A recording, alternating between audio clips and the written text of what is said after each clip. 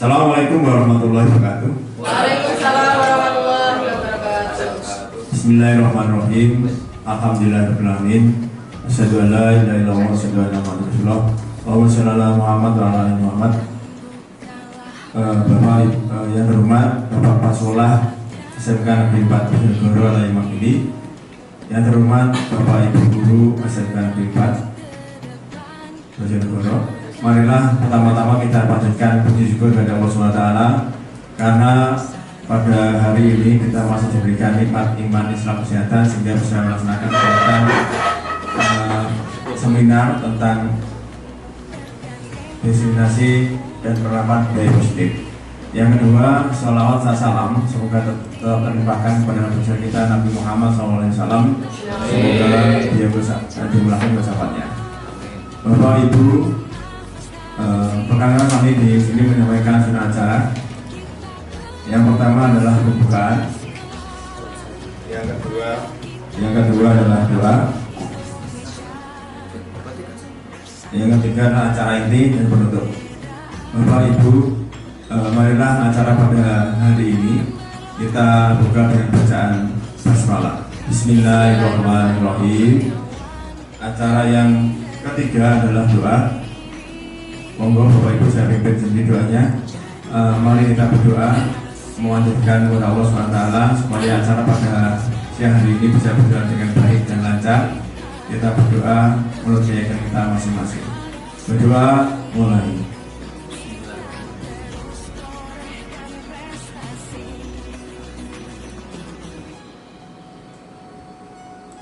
Selesai. Terima kasih.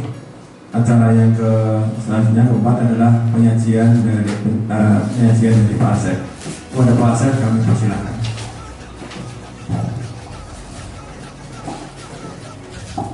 Terima kasih atas waktunya yang telah disempatkan saya. Assalamualaikum warahmatullahi wabarakatuh. Waalaikumsalam warahmatullahi wabarakatuh.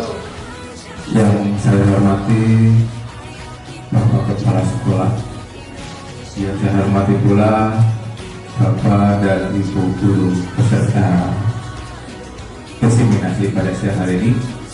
Pertama-tama mari kita panjatkan puji dan syukur kepada Allah Subhanahu wa Ta'ala, di mana pada saat ini kita masih diberikan kesempatan dan kesehatan sehingga kita bisa masih mengikuti kegiatan aksi nyata diseminasi dan penerapan budaya positif dalam keadaan sehat walafiat.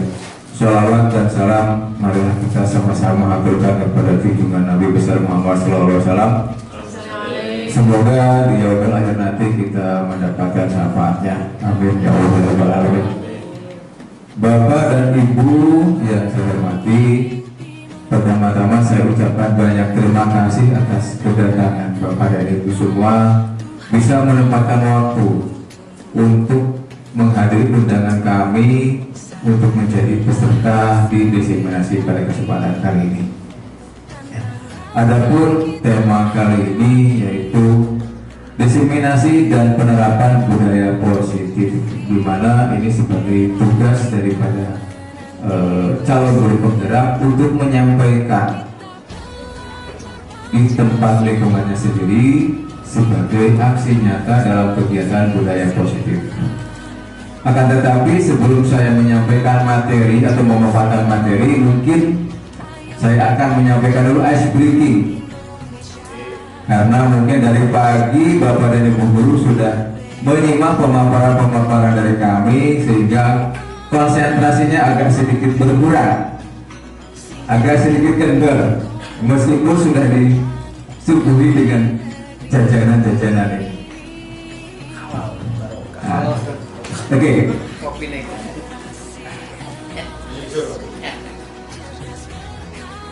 Menyebutkan warna ya. Aturannya sederhana Bapak dan Ibu.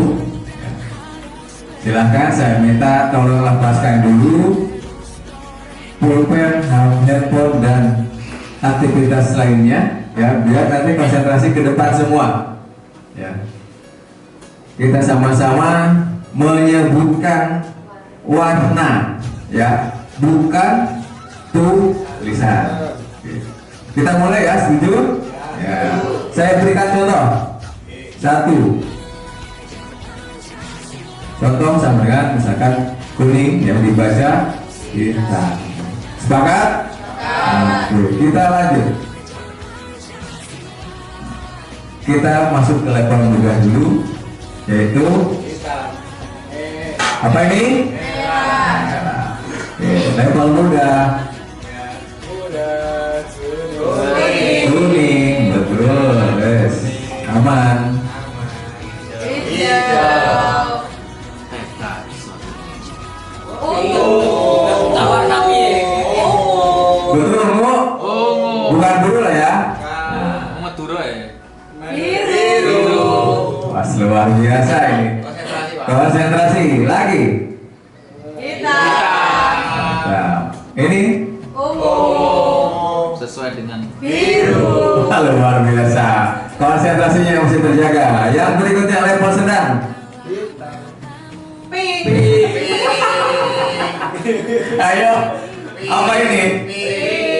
Bukan merah ya? Pink. Merah. Luar biasa, Mas Teguh. Abu-abu. Tuh. Biru Tapi dangkal. masih ada keraguan-keraguan ini. biru dangkal. Pink.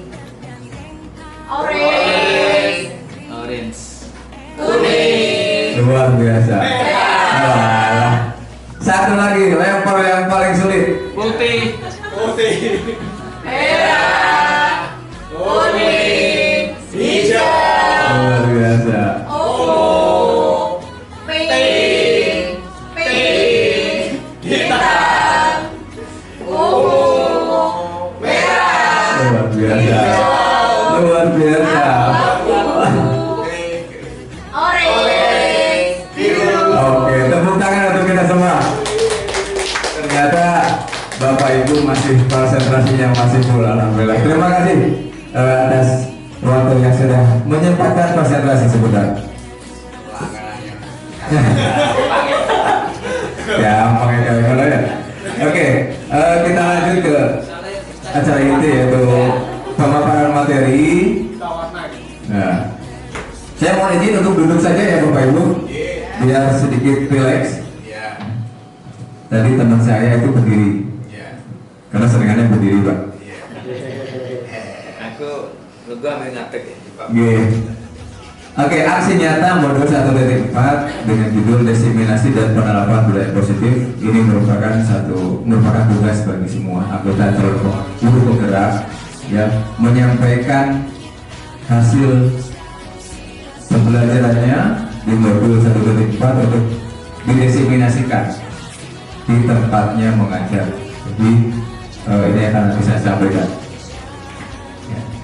Agenda kita kali ini yaitu pembukaan, ya, kemudian pemaparan selama kurang lebih 45 menit, kemudian diskusi. Nanti akan saya buka sesi diskusi, meskipun nanti pada saat berjalan kita kolaboratif aja ya.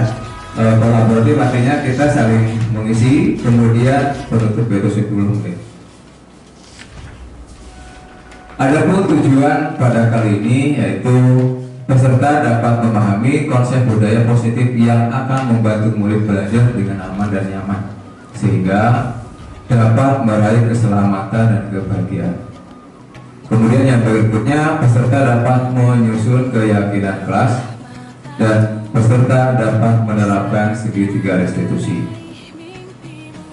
Untuk berikutnya, materi yang akan kita pelajari pada hari ini yaitu perubahan paradigma belajar. Yang kedua, disiplin positif. Kemudian teori motivasi hukuman dan penghargaan atau restitusi. Keyakinan kelas, kebutuhan dasar manusia, posisi kontrol dan segitiga restitusi. Ya. Saya berikan dulu pertanyaan pemantik karena ini akan menyangkut materi hari ini, meskipun ini belum kita bahas, tetapi saya berikan pemantik dulu karena ini saya kira sudah ada di benak Bapak dan Ibu semua. Ya. Nomor 1, apakah seorang guru bisa mengontrol perilaku murid? Bisa. Bisa ya. Oke. Kemudian yang berikutnya, apakah pemberian hukuman kepada murid dapat mendisiplinkan murid? Belum tentu, ya? Oke. Apakah dengan menjanjikan penghargaan pada murid bisa meningkatkan prestasi murid itu sendiri? Belum tentu. Oke. Mari dari ketiga pertanyaan pemantik ini kita ulas sama-sama. Barangkali nanti ada masukan, ada pertanyaan, mari kita bahas bersama-sama. Budaya positif. Apa sih budaya positif? Ya. Budaya positif di sekolah adalah nilai-nilai, keyakinan dan kebiasaan di sekolah yang berpihak pada murid, agar murid dapat berkembang menjadi pribadi yang kritis, penuh hormat dan bertanggung jawab. Saya kira budaya positif yang sudah ada pada sekolah kita harus kita tingkatkan kembali. Yang sudah baik, mari kita lanjutkan sama-sama. Yang masih belum baik, mari kita perbaiki sama-sama supaya menuju ke arah yang lebih baik. Perubahan paradigma belajar. Untuk membangun budaya positif, sekolah perlu menyediakan lingkungan yang positif, aman dan nyaman, agar murid-murid mampu berpikir, bertindak dan mencipta dengan merdeka, mandiri dan tanggung jawab. Lazimnya disiplin dikaitkan dengan kontrol guru menghadapi murid. Saya kira ini sudah sekolah sudah menyiapkan segalanya, ya. Termasuk sarana prasarananya sudah ada, kemudian bapak dan ibu gurunya pun sudah lengkap. Tinggal nanti bagaimana cara memoles kepada anak-anak kita supaya mereka bisa menjadi lebih baik kembali dengan budaya positif yang ada di sekolah kita. Ini ada satu konsepsi, ya. Ini ada satu cerita, ya. Anda dan teman Anda akan melakukan kegiatan. Cobalah buka. Anda adalah A. Tugas Anda adalah mengepalkan salah satu tangan Anda. Coba Anda bayangkan bahwa Anda menyimpan sesuatu yang sangat berharga di dalam kepalan tangan Anda. Anda perlu menjaga benda tersebut sekuat tenaga karena begitu pentingnya untuk kehidupan Anda. Kemudian tugas B, ada merekannya, adalah mencoba dengan segala cara untuk membuka kepala tangan Anda. Teman Anda boleh membujuk, menghardik, mengintimidasi, memarahi, menggoda, menggelitik, bahkan menawari Anda uang agar Anda bersedia membuka kepala tangan Anda. Cobalah kita akan melakukan praktek ini. Misalkan, apakah Anda atau membuka kepala tangan Anda? Mari kita sama-sama praktekkan. Tangan kita kepalkan. Seandainya di tangan kita ini ada sesuatu yang berharga bagi kita atau bagi halayak umum, kita disuruh membuka, sedangkan yang menyuruh membuka kita itu punya niat yang tidak baik. Nah, menurut Bapak dan Ibu, apakah Bapak dan Ibu akan membuka? Meskipun Bapak Ibu sudah dihasut, dihina dan sebagainya, akan tetap membuka apa tidak? Tidak, Bapak Ibu. Artinya apa? Artinya apa? Kita punya hak untuk memegang kontrol kepala tangan kita. Orang lain tidak bisa mengontrol kita. Kita mau membuka dengan seenaknya tidak bisa, karena kita yang mengontrol. Orang lain tidak bisa. Kita akan pertahankan apa yang kita genggam. Ya. Yang penting kepala kita jangan dibuka, meskipun digerikiti, meskipun dihina, dihajar, tidak cemaki, tetap kita akan menutup kepala kita. Jadi intinya kontrol itu ada di pada diri kita, dan itu tergantung pada diri kita sesuai dengan kebutuhan dasar kita masing-masing. Bisa dimengerti Bapak Ibu? Untuk selanjutnya, seperti yang sudah disampaikan oleh Bapak Pendidikan kita, Bapak Ki Hajar Dewantara, tujuan pendidikan adalah menuntut segala kodrat yang ada pada anak-anak agar mereka dapat mencapai keselamatan dan kebahagiaan yang setinggi-tingginya, baik sebagai manusia maupun sebagai anggota masyarakat.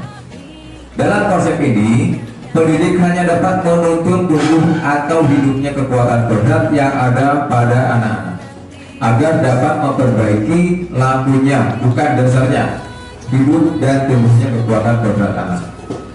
Proses menuntun anak dapat dilakukan dengan menerapkan trisentra pendidikan, yaitu Ingarso Sungtulodo, Ikmadya Mangunkarso, Tutburi Handayani.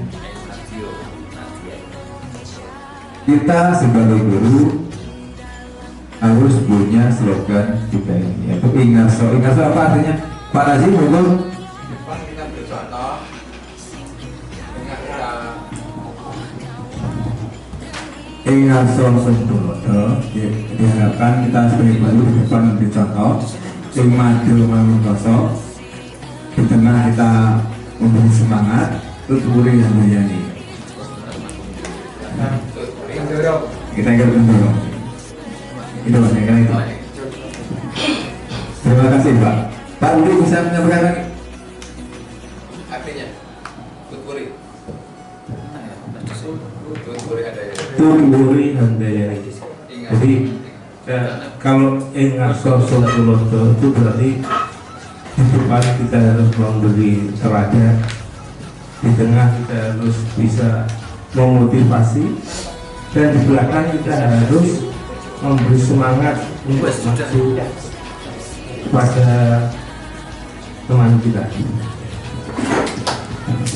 Oke, terima kasih Pak Budi. Ingarso Sungtulodo, kita harus memberi sudut teladan bagi anak-anak ya, di depan, memberikan perilaku kita yang terbaik bagi mereka. Ikmadya Mangunkarso, yaitu memberikan semangat dan motivasi, serta Tutburi Handayani, yaitu mendorong siswa supaya lebih semangat lagi dalam pembelajaran. Oke, teori kontrol Dr. William Glasser, yaitu ilusi guru mengontrol murid, kemudian ilusi bahwa semua penguatan positif efektif dan bermanfaat ya. Ilusi bahwa kritik dan membuat orang merasa bersalah dapat menguatkan karakter. Kemudian yang berikutnya, ilusi bahwa orang dewasa memiliki hak untuk memaksa ya. Pada dasarnya kita tidak dapat memaksa murid untuk berbuat sesuatu ya. Menurut ilusi mengontrol murid, jadi kita tidak bisa ya. Pada hakikatnya kita tidak bisa memaksa murid untuk berbuat sesuatu jikalau murid tersebut memilih untuk tidak melakukannya.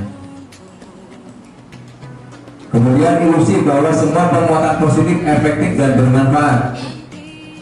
Penguatan positif atau bujukan adalah bentuk-bentuk kontrol. Segala usaha untuk mempengaruhi murid agar mengulangi suatu perilaku tertentu adalah suatu usaha untuk mengontrol murid tersebut. Kemudian ilusi bahwa kritik dan membuat orang merasa bersalah dapat menguatkan karakter. Menggunakan kritik dan merasa bersalah untuk mengontrol murid menuju pada identitas gagal. Mereka belajar untuk merasa buruk tentang diri mereka. Mereka mengembangkan dialog diri yang negatif. Kemudian yang berikutnya, ilusi bahwa orang dewasa memiliki hak untuk memaksa. Banyak orang dewasa yang percaya bahwa memiliki tanggung jawab untuk membuat murid-murid berbuat hal tertentu. Selanjutnya, perubahan paradigma stimulus respon. Teori kontrol, siapa sesungguhnya yang memberi kontrol? Ini saya buatkan stimulus respon. Kita mencoba mengubah orang agar berpandangan sama. Teori kontrolnya apa?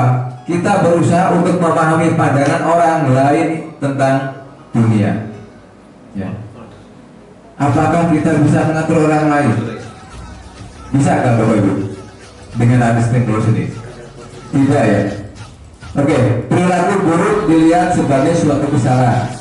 Semua orang memiliki tujuan. Kemudian saya bisa mengontrol orang lain. Anda tidak bisa mengontrol orang lain. Kemudian yang berikutnya, Orang lain bisa mengontrol saya, hanya Anda yang bisa mengontrol diri Anda. Pemaksaan ada pada saat rujukan gagal. Kolaborasi dan konsensus dapat menciptakan pilihan-pilihan baru. Kemudian yang berikutnya, model berpikir menang atau kalah. Kemudian model berpikir menang atau menang. Berarti teori kontrol tidak mau mengalah.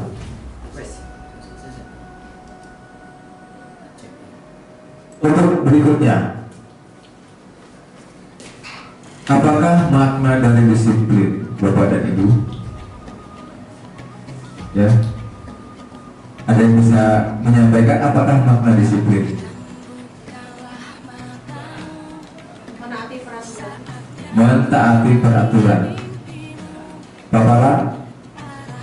Melakukan tindakan yang sesuai dengan norma-norma yang disepakati oleh masyarakat atau sekolah. Oke, baik. Pak Hasan?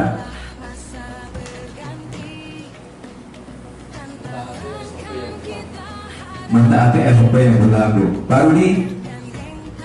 Disiplin adalah menurut saya adalah perilaku individu yang taat azas dan selalu patuh pada aturan dan Oke, baik. Apakah di sekolah kita sudah menerapkan disiplin yang tinggi? Sudah ya? Oke. Dalam rangka menciptakan lingkungan positif, salah satu strategi yang perlu kita tinjau kembali adalah penerapan disiplin sekolah. Apakah telah efektif? Apakah masih perlu tinjau kembali? Kemudian, apa sesungguhnya arti dari disiplin? Ya. Apa kaitannya dengan nilai-nilai kebajikan yang ada di diri kita? Oke, mari kita bahas satu-satu. Ketika kita mendengar kata disiplin, apa yang terbayang di benak kita? Atau di benak Anda? Apa yang terlintas di pikiran? Kemudian kebanyakan orang akan menghubungkan kata disiplin dengan kata tertib, seperti yang sampaikan tadi, teratur dan kepatuhan pada peraturan. Ya. Jadi kita disiplin itu berdasarkan aturan yang sudah ada, aturan yang sudah ditetapkan. Jadi kalau misalkan tidak ada aturan, berarti mereka tidak disiplin, ya, begitu ya. Nah, biasanya seperti itu ya Bu ya. Nah, tidak ada aturan berarti tidak awal. Ini tidak ada aturannya kok, jadi makanya dilanggar gitu. Atau membuat yang semena-mena, ya. Gitu. Jadi kata disiplin itu emang identik dengan tata tertib, kemudian aturan-aturan yang sudah ditetapkan, gitu kan. Untuk mematuhi aturan yang sudah ada. Kata disiplin juga sering dihubungkan dengan hukuman. Padahal itu sungguh berbeda. Nah, karena belajar tentang disiplin positif tidak harus dengan memberi hukuman, justru itu adalah salah satu alternatif terakhir. Dan kalau perlu tidak digunakan sama sekali.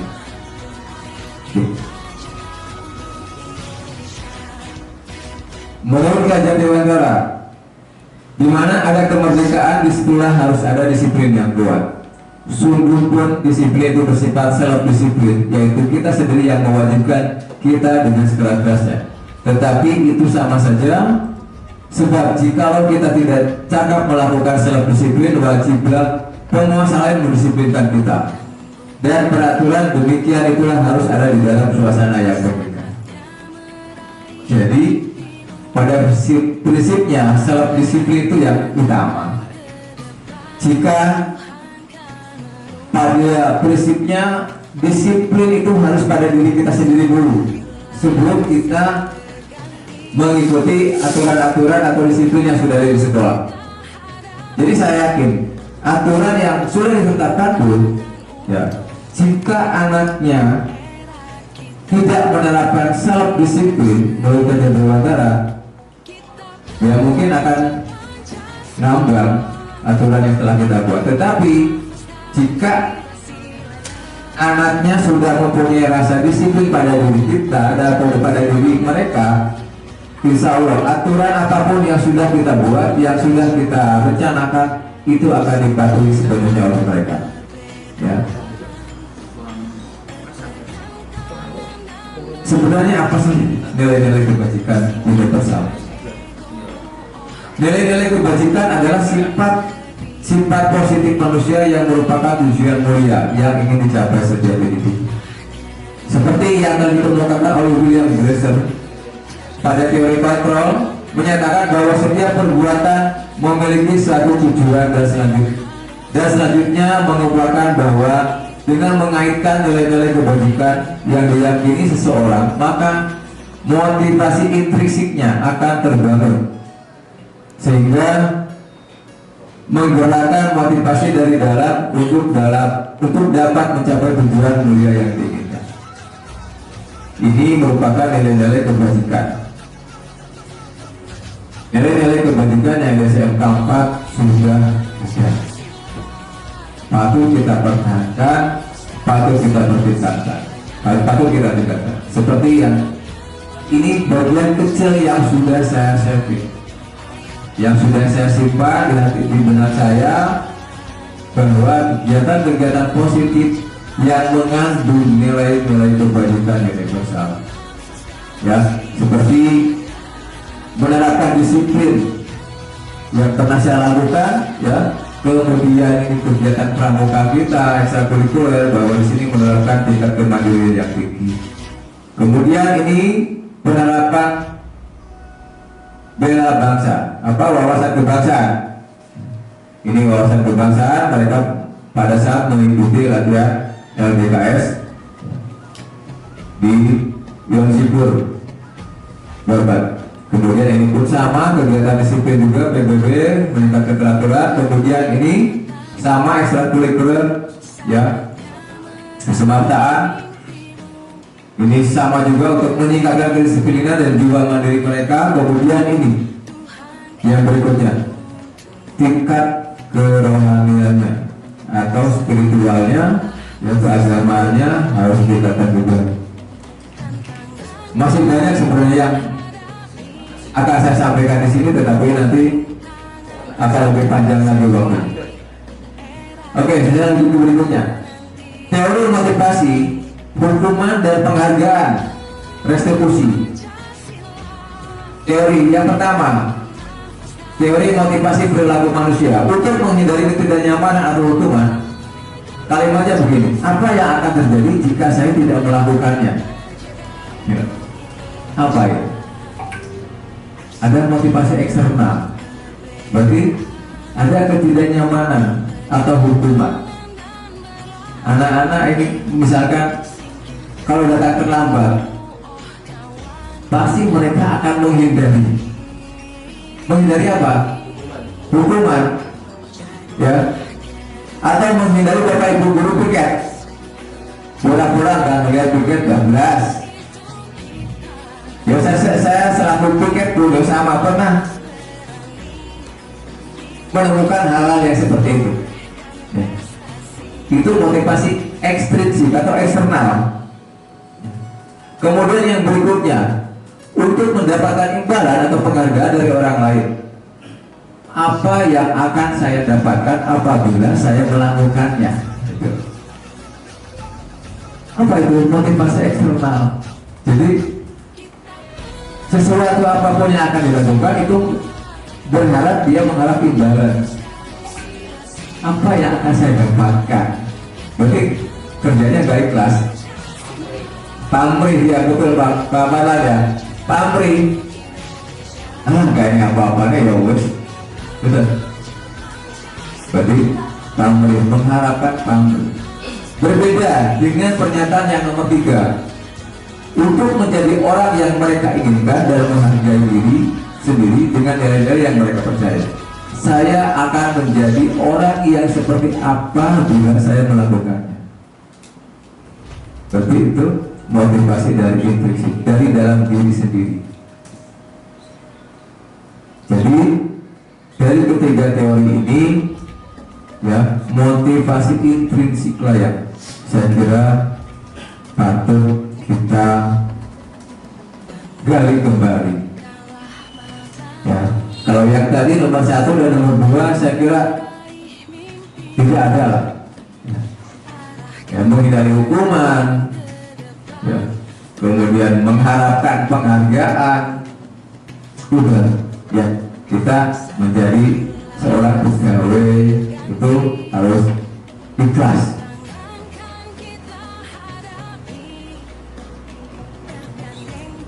ada yang sudah mengetahui dengan tiga kata ini, Bapak dan Ibu? Tuhan bisa menyampaikan ke saya. Silakan. Lupa. Pak Sutrisno barangkali atau Pak Fatur. Monggo. Pernah mendengar kata ini? Pernah. Oke. Hukuman, konsekuensi, dan restitusi. Hukuman adalah aturan, sanksi, ya sama dengan sanksi. Hukuman adalah Sanksi dari aturan yang telah dilanggar. sanksi dari aturan yang telah dilanggar. Oke. Kemudian yang berikutnya, konsekuensi. Konsekuensi adalah satu timbal balik atas hukuman yang diterima, sehingga dia bisa istilahnya apa, mengubah hukuman apa negara itu. Dia tidak terulang lagi. Konsekuensi itu adalah pemberian perilaku kepada seseorang yang telah melakukan sesuatu yang tidak pantas atau keliru sesuai dengan kesepakatan. Oke. Kalau restitusi, Pak Nasi. Dari dirinya, konsep dirinya. Kemudian Konsekuensi hukuman, konsekuensi itu dia akan Baik. bertanggung jawab atas Ya. dia melakukan. Yang sudah disampaikan Bapak dan Ibu sudah hampir mendekati. Luar biasa, Ya. luar biasa, mendekati jauh maksudnya. Mari kita cek atau kita bedah sama-sama apa itu hukuman, apa itu konsekuensi, dan apa itu restitusi. Sebenarnya tiga-tiganya sudah melekat pada diri kita, gitu. Atau mungkin ya sudah ada yang melakukannya. Ya.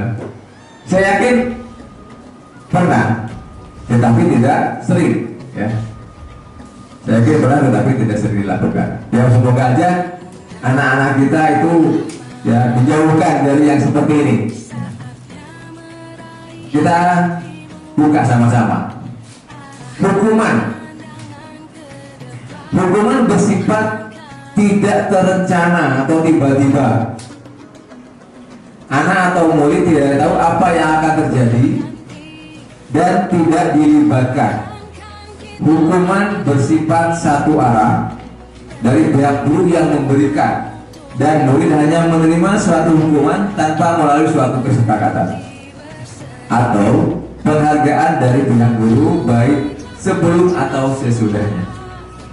Hukuman yang diberikan bisa berupa fisik maupun psikis. Murid atau anak disakiti oleh suatu perbuatan atau kata-kata. Mari kita sama-sama bedah dengan pernyataan seperti ini. Apakah benar pernyataan ini? Monggo Bapak Ibu, apakah tadi sama dengan yang disampaikan? Sama atau beda-beda tipis? Beda tipis. Jadi kalau hukuman itu dilakukan secara tiba-tiba, anak ketika melanggar tidak tahu apa hukuman yang akan didapat. Jadi guru yang menentukan. Biasanya anak yang terlambat disuruh menghormat, ya dia menghormat bendera atau membuang sampah, membersihkan rumput-rumput di lapangan upacara. Itu mereka tidak tahu. Jadi hanya satu arah, guru aja yang memberikan. Ya. Mereka tidak tahu apa yang akan mereka dapatkan ketika mereka terlambat, gitu kan. Gitu loh. Makanya ini yang disebut dengan hukuman secara tiba-tiba. Si arahnya sifatnya satu arah. Nah, mereka tidak tahu sebelumnya. Kemudian ini ya yang saya sampaikan. Contoh hukuman, misalkan yang berbunyi hukuman, mencatat 100 kali di dalam buku kalimat saya tidak akan terlambat lagi karena terlambat ke sekolah. Saya tidak akan terlambat lagi. Ini merupakan sebuah hukuman. Murid diminta untuk push up 15 kali karena tidak menggunakan masker ke sekolah. Nih, biasanya yang menyampaikan siapa ini yang bisa mengukur push up ini? Oh, piket. Guru olahraga. Oh, guru olahraga. Ada guru olahraga sini ya? Oh. KW. Oh, KW. Oke. Berjemur di lapangan basket pukul 12 siang karena mau ngobrol dengan teman. Ini dikategorikan masuk ke dalam hukuman. Guru bahasa Inggris. Ya. Ini ya, berjemur di lapangan basket jam 12 siang karena mau ngobrol. Ini masuk ke dalam hukuman juga. Nah, oke. Ini keluarnya. Nah, sebelum saya masuk ke yang satunya lagi, ini ada konsekuensi. Ya. Konsekuensi sudah terencana atau sudah disepakati, sudah dibahas dan disetujui oleh murid dan guru. Umumnya bentuk-bentuk konsekuensi dibuat oleh pihak guru dan murid sudah mengetahui sebelumnya yang akan diterima bila ada pelanggaran. Kemudian pada konsekuensi murid tetap dibuat tidak nyaman untuk jangka waktu pendek. Konsekuensi biasanya diberikan berdasarkan suatu data yang umumnya dapat diukur. Misalkan setelah 3 kali tugasnya tidak diselesaikan pada batas waktu yang diberikan, atau murid melakukan kegiatan di luar kegiatan pembelajaran, misalkan ngobrol, maka murid tersebut akan kehilangan waktu bermain dan harus menyelesaikan tugas karena ketertinggalannya. Mungkin Bapak Ibu guru sudah melakukan ini? Sudah ya, pernah ya? Pernah. Peraturan dan konsekuensi yang mengikuti ini sudah diketahui sebelumnya oleh murid. Sikap guru di sini senantiasa memonitor murid. Jadi pada dasarnya konsekuensi ini Anda sudah tahu dulu, ya. Sudah tahu dulu. Nah, kesepakatan, malah saya tidak mengerjakan tugas atau PR, berarti hukumannya harus mengerjakan di luar jam pelajaran atau mengganggu waktu istirahatnya supaya tugasnya bisa dikumpulkan.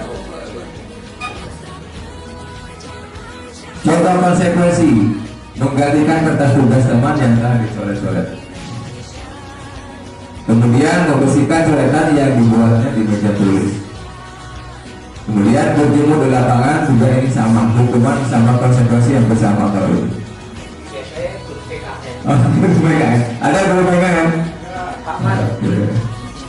Ada ya? Amat. Nah, ini mohon Bapak Ibu bisa menyampaikan ini. Ya, tadi sudah saya sampaikan hukuman atau konsekuensi. Duduk di bangku di pinggir lapangan pada jam istirahat, tidak diizinkan bermain oleh guru piket karena mencederai teman saat bermain di lapangan. Apa ini Bapak dan Ibu? Hukuman apa konsekuensi? Hukuman. Duduk di pinggir lapangan ya, bangku. Ini hukuman ya, oke. Lari mengelilingi lapangan basket 2 kali karena terlambat 10 menit untuk belajar PJOK. Hukuman ya. Oke. Kemudian membersihkan WC karena mematahkan pensil kawannya. Oke, tadi tiga-tiganya hukuman ya. Oke. Lari mengelilingi lapangan basket 2 kali karena terlambat hadir di sekolah. Konsekuensi. Iya. Murid diminta untuk push up 15 kali karena tidak menggunakan masker di sekolah. Iya. Kita samakan. Nah, ini loh, kembali malah. Duduk di bangku di pinggir lapangan pada jam istirahat tidak diizinkan bermain olahraga guru piket karena mencederai teman saat bermain di lapangan. Ini merupakan sebuah konsekuensi. Kemudian lari mengelilingi lapangan basket 2 kali karena terlambat 10 menit untuk pelajaran PJOK. Konsekuensi. Mereka sudah tahu bahwa terlambat 10 menit karena dia sudah tahu konsekuensi dari pembelajaran PJOK misalkan. Ya. Bisa dipahami, apakah Bapak Ibu sudah pernah? Pernah ya. Semoga tidak berlanjut. Kemudian kita melanjutkan ke penghargaan. Saat kita berulang kali menjanjikan kaidah atau hadiah kepada anak agar berperilaku bertanggung jawab, atau kepada seorang murid agar mempelajari sesuatu yang baru, atau kepada seorang karyawan agar melakukan pekerjaan yang berkualitas, kita sedang berasumsi mereka tidak dapat melakukannya, atau mereka tidak akan memilih untuk melakukannya. Apakah Bapak dan Ibu pernah melakukan seperti ini? Pernah ya? Penghargaan. Ya sepertinya ya siapa sih yang nggak menghargai kan gitu kan? Ya. Tentunya Bapak Ibu guru kita semua ya tentu pengen penghargaan, tetapi penghargaannya dalam bentuk lain. Ya. Misalkan dari anak-anak kan kita pengen dihormati kan ya. Karena apa? Budaya positif mereka harus menghormati orang yang lebih tua, kemudian Bapak sebagai Bapak Ibu guru juga harus dihormati oleh mereka. Ya. Tetapi bukan bila menghormati. Nah, dihukum oleh penghargaan. Ini yang perlu kita tekankan di sini. Ya, ada beberapa aspek. Ya. Pengaruh jangka pendek dan jangka panjang. Kemudian penghargaan tidak efektif, penghargaan merusak hubungan, penghargaan mengurangi ketepatan, penghargaan menurunkan kualitas, penghargaan mematikan kreativitas, penghargaan menghukum, serta motivasi dari dalam diri. Ya. Kita misalkan ingin anak kita itu punya ranking di sekelasnya. Ayo nak, besok kalau kamu ranking 1 nanti tak belikan sepeda. Apa itu masuk ke dalam penghargaan? Masuk apa tidak? Masuk penghargaan. Apa yang akan terjadi ketika penghargaan ini kita berikan kepada anak? Mereka akan mengerjakan atau belajar dengan tekun, tetapi kalau tidak ada penghargaan mereka tidak tekun. Itu loh. Tidak semangat, ah nggak ada penghargaan ya wis nyantai aja belajarnya. Gitu. Kesimpulannya apa? Harus dijalani dengan ikhlas. Ya. Anak itu harus menjalankan kewajibannya sebagai seorang pelajar. Itu harus dengan ikhlas tanpa ada intrik-intrik. Ya.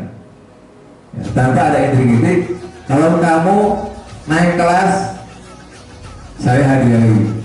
Kalau kamu masuk ranking, saya berikan hadiah.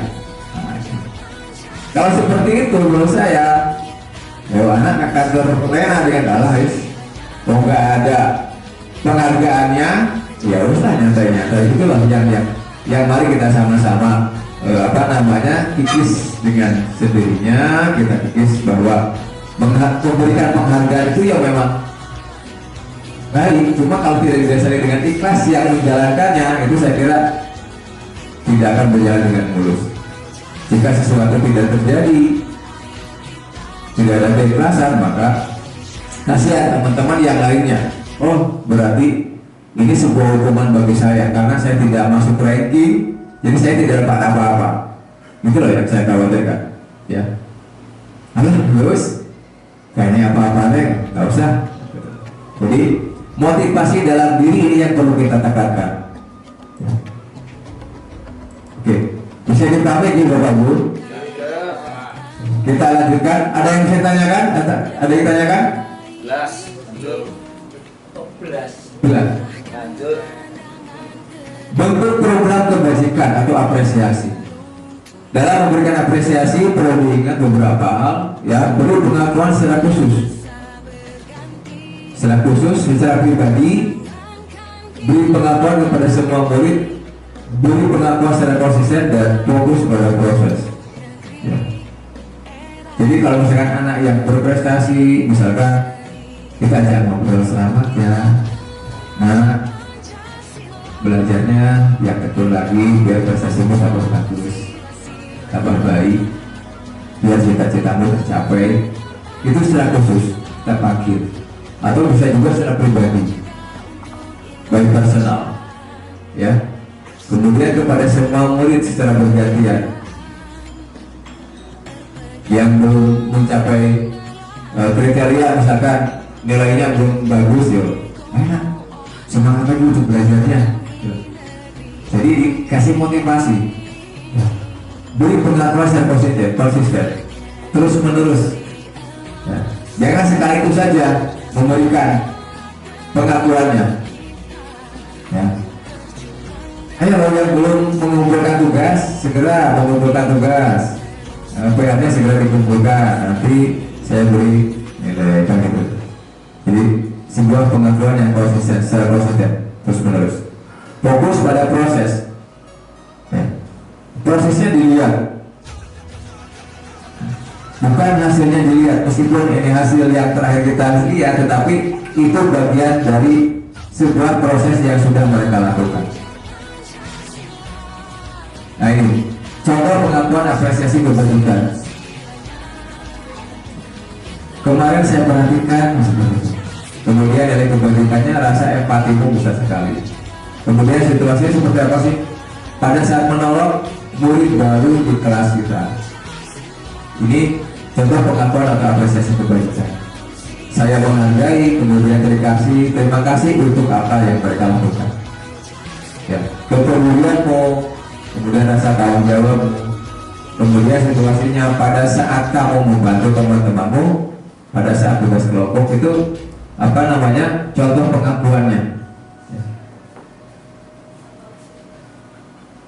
Tadi kita sudah membahas hukuman, ya, konsekuensi. Ya. Ada yang nanyakan? Oke. Mungkin ada yang memberikan masukan. Kemudian yang berikutnya, apa itu restitusi? Sudah pernah dengar restitusi? Dengar bos. Ya. Restitusi adalah proses menciptakan kondisi bagi murid untuk memperbaiki kesalahan mereka, sehingga mereka bisa kembali pada kelompok mereka dengan karakter yang lebih kuat. Ya. Jadi biasanya restitusi ini dilakukan untuk memperbaiki kesalahan mereka yang sudah dilakukan. Ayo, kalau bisa jangan diulang lagi ya. Kata-kata itu. Restitusi juga adalah proses kolaboratif yang mengajarkan murid untuk mencari solusi untuk masalah dan membantu murid berpikir tentang orang seperti apa yang mereka inginkan dan bagaimana mereka harus memperlakukan orang lain. Jadi memperbaiki kesalahan yang sudah mereka lakukan itu yang jauh lebih baik, bukan kita mencari kesalahan atau memperdalam kesalahannya mereka. Ya. Ciri-ciri restitusi bukan untuk menebus kesalahan, namun untuk belajar dari kesalahan, memperbaiki hubungan, tawaran bukan untuk paksaan. Restitusi menuntut untuk melihat ke dalam diri. Restitusi mencari kebutuhan dasar yang mendasari tindakan. Restitusi diri adalah cara yang paling baik. Restitusi fokus pada karakter bukan tindakan. Restitusi fokus pada solusi, dan restitusi mengembalikan murid yang berbuat salah pada kelompoknya. Jadi kita tidak konsentrasi pada apa yang sudah mereka lakukan kesalahannya. Misalkan kamu kenapa sih sedang terlambat terus? Kenapa malamnya seperti itu? Gitu. Ya. Tapi kenapa kok bisa terlambat? Kok diulang terus terlambatnya? Ada apa sih sebenarnya? Nah, itu loh restitusi. Jadi kita mencari dulu apa sih yang membuat mereka bisa terlambat. Ya. Mungkin sebelum saya lanjutkan ke keyakinan kelas, ada yang bisa disampaikan atau ditanyakan atau masukan untuk Bapak Marianto? Ya jelas aman. Kita lanjutkan ya? Iya. Keyakinan kelas. Izin minum dulu ya.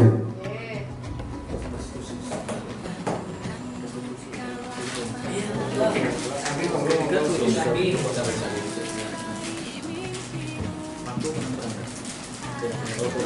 Keyakinan kelas. Sudah ada yang melakukan keyakinan kelas atau baru tahu ini keyakinan kelas? baru tahu ini. Baru tahu ini Bapak? Ya. Begitu Pak? Keyakinan kelas dan kesepakatan kelas itu beda tuh sama Pak? Nah itu boleh kita bahas dari sama-sama. Yes, Mas. Seneng ya. Oke. Terus Sebenarnya Pak saya kurang kalimat. keyakinan kelas. Mengapa sih harus keyakinan kelas? Mengapa tidak peraturan kelas? Nah iya tak? Oke, tambah lagi. Nah. Kita bahas sama-sama. Keyakinan kelas. Keyakinan kelas adalah nilai-nilai kebajikan atau prinsip-prinsip universal yang disepakati secara bersama, secara universal, lepas dari latar belakang, suku, bahasa maupun agama. Ya. Menurut dosen, keyakinan akan lebih memotivasi seseorang dari dalam atau intrinsiknya. Seseorang akan lebih bersemangat untuk menjalankan keyakinan daripada hanya sekedar mengikuti serangkaian peraturan. Mari kita bedah untuk keyakinan kelas itu. Saya kira anak-anak sudah mengetahui, murid-murid kita sudah tahu apa itu peraturan. Ya. Peraturan itu biasanya kan sudah ditetapkan gitu Bapak Ibu. Siapa yang menetapkan? Sekolah.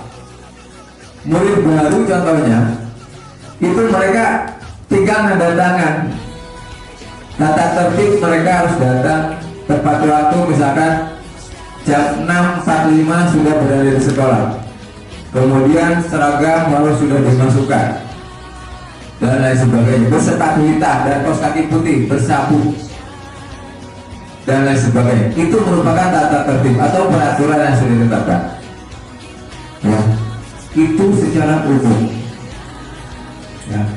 Mari kita bahas untuk keyakinan kelasnya seperti apa sih Pak? Untuk keyakinan kelasnya,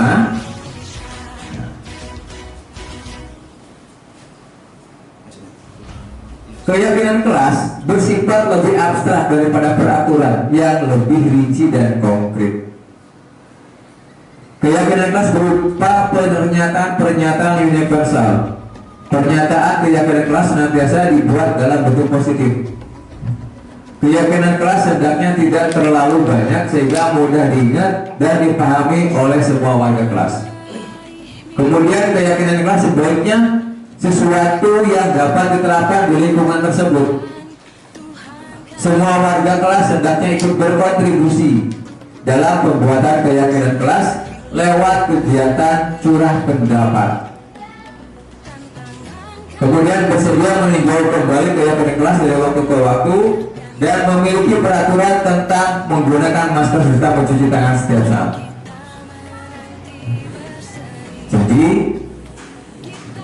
peraturan yang sudah kita buat di sekolah tetap kita lakukan dan kita laksanakan sebagai jasa kita untuk menjadi anak-anak kita menjadi lebih disiplin.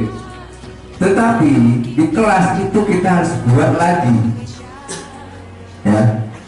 Kalau yang tadi mereka hanya menandatangan tata tertib biasa ditentukan, tetapi lebih intrinsik lagi, anak-anak kita ajak membuat keyakinan diri atau keyakinan kelas yang berasal dari mereka sendiri. Ya. Misalkan pada saat pembelajaran tidak boleh fisik atau tidak boleh mengganggu temannya. Apa bentuk kata positifnya di situ? Menghormati, menghargai, atau apa ya? Menghormati orang lain ya? Nah, menghormati orang lain itu mereka ungkapkan. Saya yakin dari masing-masing murid itu punya harapannya. Ketika mereka di kelas itu ngapain? Pengennya apa? Ya. Ketika mereka belajar itu pengennya apa?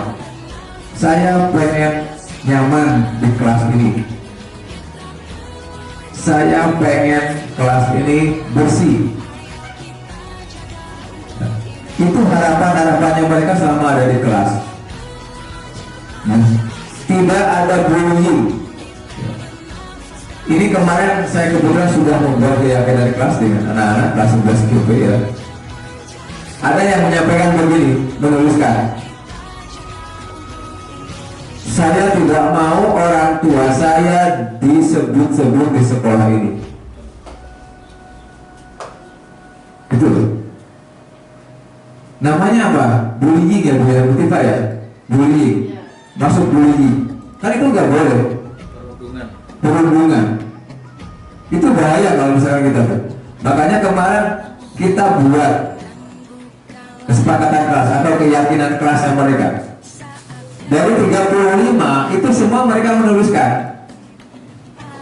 di kertas stick ini, tempelkan di ini, mereka baca dan itu ditandatangani oleh ketua kelas sebagai ketua kelasnya di kelas. Ya, sepakat nak, sepakat Pak. Mari kita sama-sama menguatkan kembali keyakinan kelas. Ya. Kita laksanakan sama-sama karena ini berdasarkan hati nuraninya mereka. Ya. Bukan kita menyalahkan peraturan atau tata tertib yang sudah ada. Mari kita, nggak apa-apa, tata tertib kita tetap adakan, tetapi kita keyakinan kelas kita tetap buat. Jadi biar sama-sama saling menghargai, menghormati itu tumbuh dari diri kita, atau dari mereka. Ya, begitu juga bapak ibu gurunya. Itu dituliskan. Nah, peraturan dan keyakinan kelas selalu kembalikan buku ke tempatnya. Keyakinan kelasnya apa sih? Tanggung jawab. Kemudian dilarang mengganggu orang lain. Keyakinan kelasnya apa? Menghormati orang lain dan diri sendiri. Ya. Hadir di sekolah 15 menit sebelum pembelajaran dimulai, menghormati orang lain, komitmen pada tujuan. Kemudian dilarang melakukan kekerasan, keselamatan, menghormati orang lain. Ini ya. Ini masih banyak. Ya. Ini hanya sebagian kecil. Yang terutama ini peraturan-peraturan yang mereka ungkapkan di harapan-harapan yang dituliskan itu kita saring seperti ini. Kita buat kata-kata positif ya yang sekiranya mereka bisa mengerti. Proses pembuatan atau pembentukan keyakinan kelas ya, seperti ini. Mereka menuliskan, kemudian ditempelkan di papan tulis ya.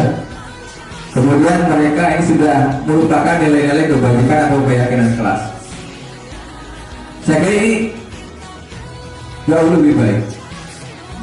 Mari kita sama-sama Bapak dan Ibu untuk melakukan hal-hal yang positif ya. Ini.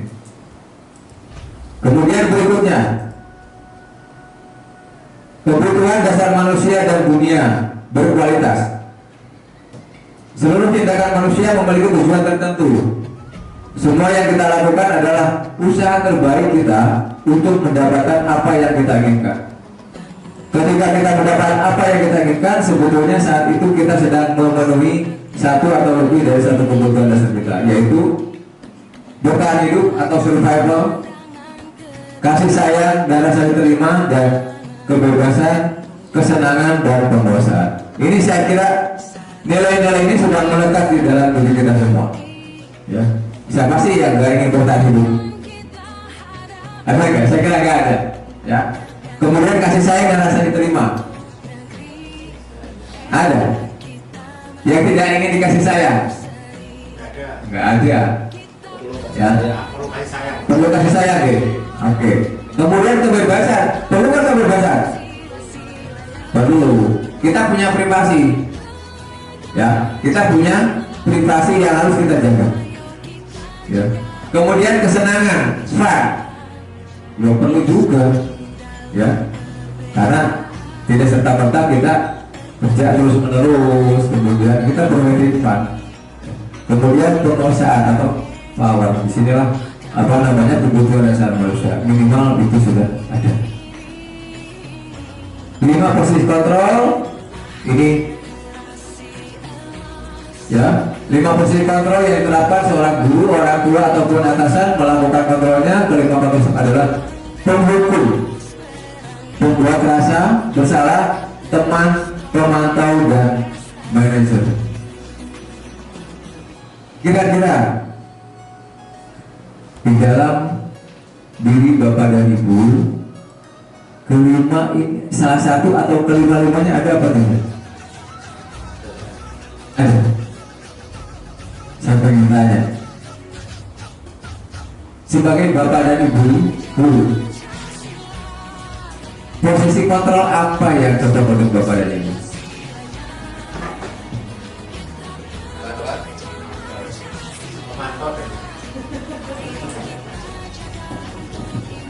Yang cocok untuk Bapak Ibu guru adalah sebagai pemantau dan manajer. Ini yang sesuai nanti untuk mengarahkan murid-muridnya. Untuk Pak Rudi, Posisi apa? Pemantau. Sebagai guru, saya kadang-kadang juga memposisikan diri sebagai pemantau. Pemantau. Iya. Oke. terima kasih. Pak Arlan,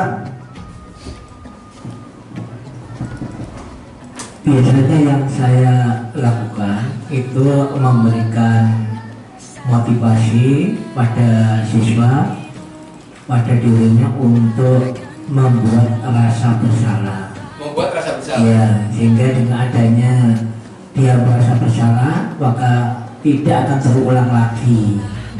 Dan juga yang kedua yaitu memantau apakah ada perubahan dari rasa bersalah tadi. Itu yang perlu saya sampaikan. Makasih. Masa? Kalau saya sebagai guru olahraga itu ya, tidak munafik ya, jujur saja lebih condong ke sebagai penghukum. sebagai Penghukum. penghukum. Alasannya? Karena kita ngajar di lapangan itu kan atmosfernya panas Pak. Itu guru kadang gampang emosi. Kalau ada anak salah biasanya langsung dihukum. Langsung hukum. Nah, itu Pak menurut saya. Saya boleh panas tapi tetap Cuaca panas nih Pak, tapi tetap harus dingin. Oke, terima kasih atas sasarannya atau kolaborasinya. Jadi menurut Pak Arlan bahwa kita seorang guru itu sebagai penghukum tuh Pak, dan membuat rasa bersalah. Oke. Selain pemantau tidak? Pemantau juga. Oke. Oke, siap. Pak Nasir lagi sebagai pemantau dan manajer. Oke. Kemudian Pak Rudi tadi sebagai pemantau dan Pak Marianto sebagai Tukang penghukum. Tukang circle. Tukang circle. Jangan sampai tapi ya. Mudah-mudahan tidak sampai terjadi circle ya. Oke. Terima kasih Bapak dan Ibu. Itu karena memang posisi kita 5 kontrol ini sangat-sangat sudah melekat pada diri kita semua. Ya, itu nanti mungkin tergantung pada diri kita masing-masing. Karena itu kita tidak bisa memaksa juga, ya. Kemudian yang berikutnya, ini kita lihat dulu. Saya kecewa dengan kamu. Ya. Jadi kata-kata ini memang apa ya? Melemahkan, membuat orang merasa bersalah. Ya, saya sangat kecewa dengan kamu. Apalagi kamu tidak menjadi juara. Walah tambah, ya, gitu. Menurunkan, bukan memberikan semangat, jadi membuat orang merasa bersalah. Ya, semoga itu tidak ada. Amin. Ya. Kamu tidak pernah melakukannya. Ya. Penghukum. Posisi kita di sini sebagai guru. Ayolah lakukan demi Bapak dan Ibu. Itu posisi kita sebagai teman. Kemudian yang berikutnya, apakah kamu mau mendapatkannya stiker bintang hari ini? Nah, ini sebagai pemantau. Bahasa seperti itu.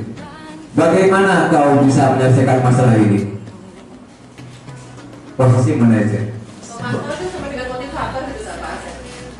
Iya. Kurang lebih seperti itu Bu, motivator. Jadi melihat memantau kegiatan anak. Apakah kamu mau mendapatkan stiker hari ini atau bintang hari ini? Berarti pemberian reward, katanya tadi pemberian reward akan membuat seseorang melakukan terus. Ya, iya. Tapi kalau di sini bahasa ini kan, apakah kamu mau mendapatkan stiker? Memberi janji. Ya, ya. Pemantau. Jadi hanya memantau saja, tidak memberikan janji. Baik, kita lanjutkan ke materi berikutnya. Segitiga restitusi.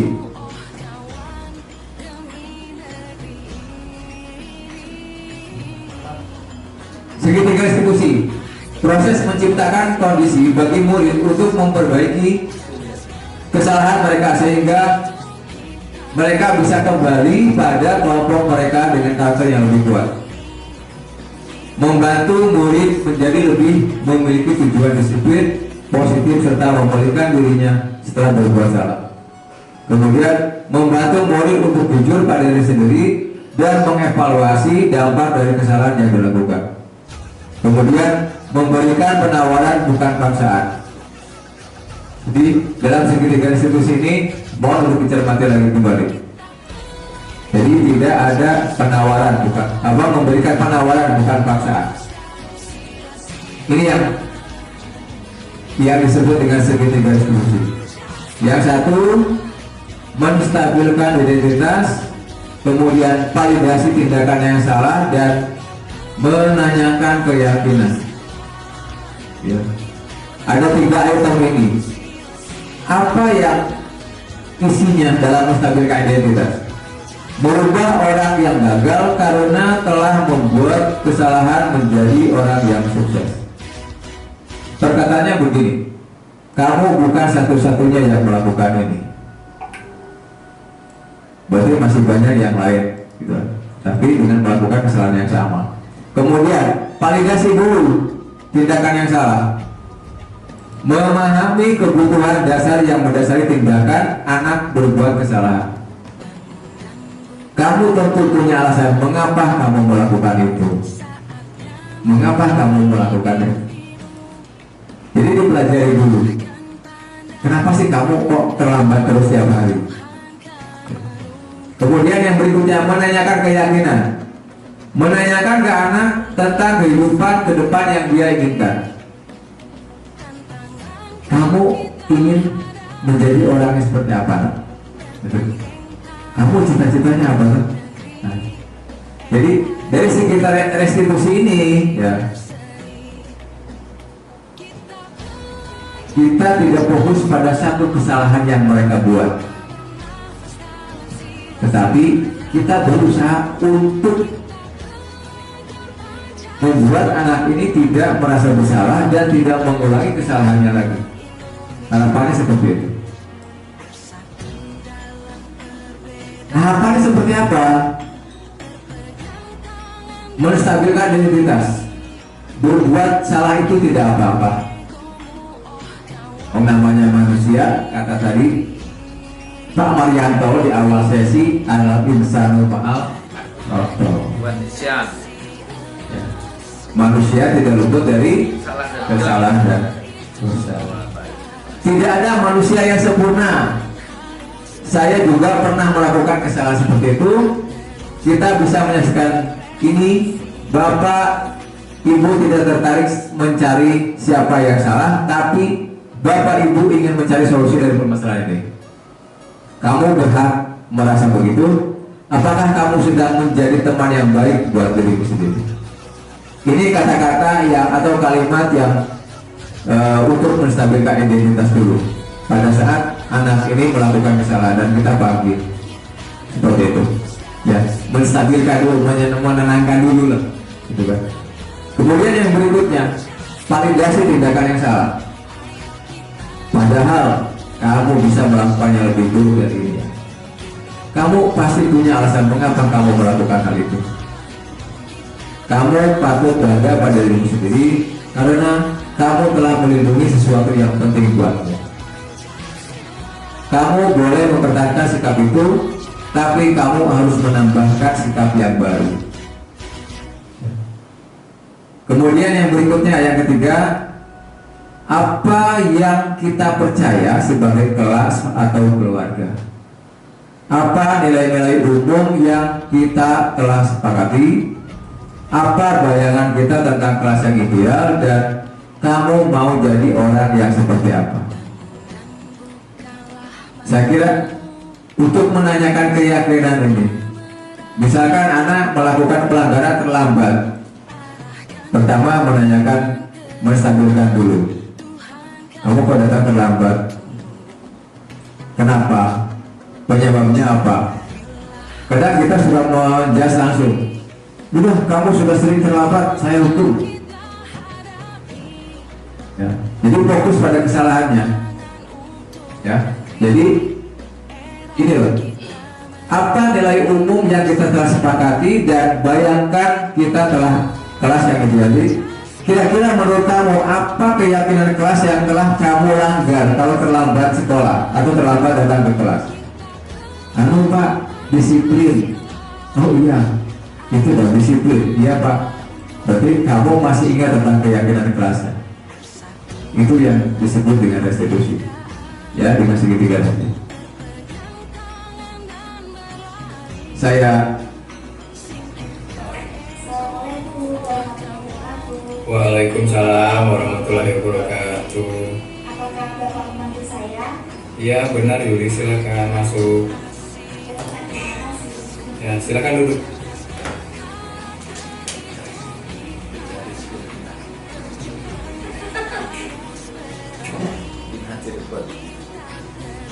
Yuli, tadi ada laporan Belakang itu mana? Kelas GP itu. PL ini. Kantin nih. Kelas GP. Kita kantin Bu.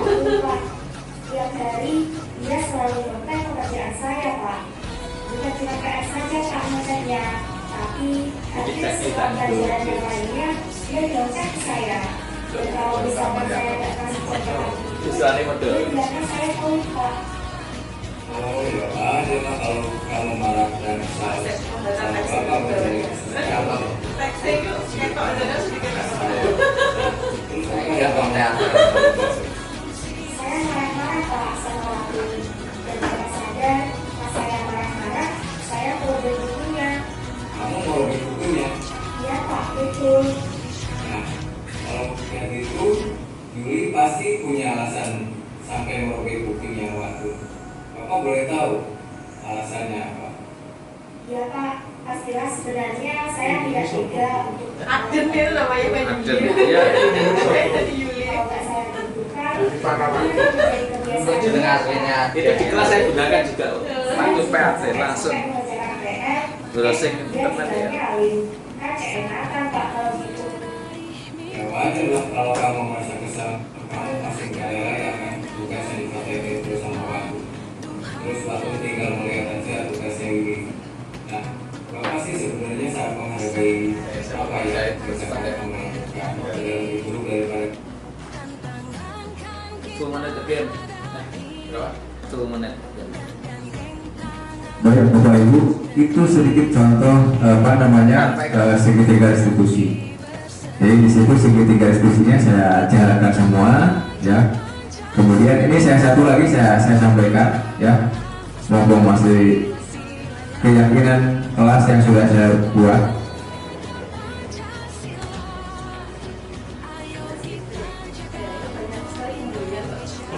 Ayo kan.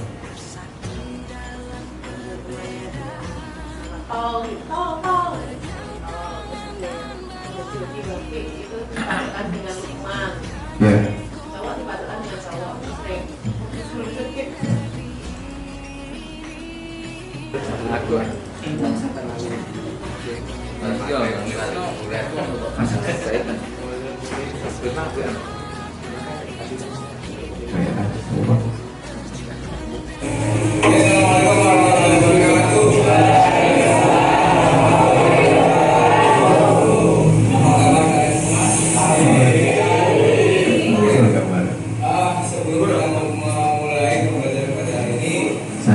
tenang ya. Ini proses tahapan menentukan keyakinan kelas kemarin.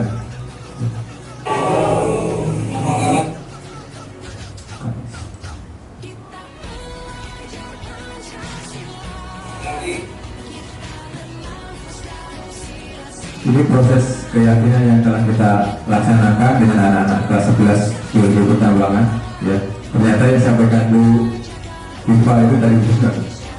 Ya, ada pembulian Pak, katanya gitu. Ya, saya sampaikan kemarin, jangan sampai ada pembulian di sini, apalagi menyebut-nyebut nama orang tua, gitu kan. Itulah yang sangat bahaya sekali.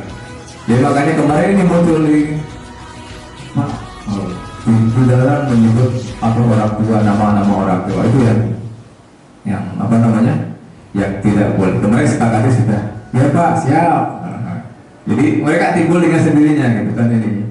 Gitu. Ini ada error ya.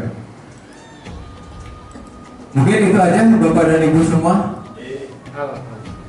Ada pertanyaan? Mungkin saya buka 1 atau 2 pertanyaan untuk sesi ini. Arudi, Bu Tifa. Terima kasih Bapak Asep atas waktunya dan juga pengarahan yang luar biasa. Izin menanyakan, untuk keyakinan kelas yang dilanggar berulang dengan anak yang sama, bagaimana tipsnya? Terima kasih.